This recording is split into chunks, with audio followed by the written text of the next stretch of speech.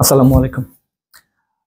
আমরা অনেকেই পায়ে হেঁটে চলার ক্ষেত্রে কোন প্রিপজিশনস ব্যবহার করব সেটা নিয়ে অনেক সময় কনফিউজড হয়ে থাকি। তো আজকে আমরা ট্রাই করব পায়ে হেঁটে চলার ক্ষেত্রে কোন কোন প্রিপজিশনস ব্যবহার করা যায় এবং তার স্পেসিফিকেশন জেনে নেওয়া ইনশাআল্লাহ। বেসিক্যালি পায়ে হেঁটে চলার ক্ষেত্রে দুইটা প্রিপজিশনস আমরা ব্যবহার করে থাকি। একটা হচ্ছে অন আর একটা হচ্ছে ইন।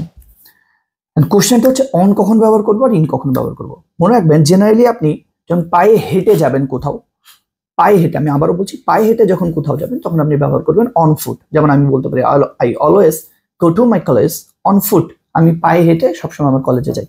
কিন্তু যদি এই পায়ে হাঁটাটা স্পেসিফিক্যালি খালি পা উল্লেখ করা থাকে, অর্থাৎ বেয়ার শব্দটা উল্লেখ করা থাকে, রিমেম্বার দ্যাট, পায়ের সাথে যদি বেয়ার শব্দটা উল্লেখ করা থাকে শুধুমাত্র তখন ব্যবহার করতে হবে ইন বেয়ার ফুট। অর্থাৎ পায়ের সাথে দুইটা প্রিপজিশনস, একটা অন একটা ইন। অন হচ্ছে তখন যখন ফুট একাই থাকবে, আর যদি ফুটের সাথে কখনো বেয়ার শব্দটা উল্লেখ থাকে তখন অবশ্যই আমাদেরকে ব্যবহার করতে হবে in barefoot. Thank you so much.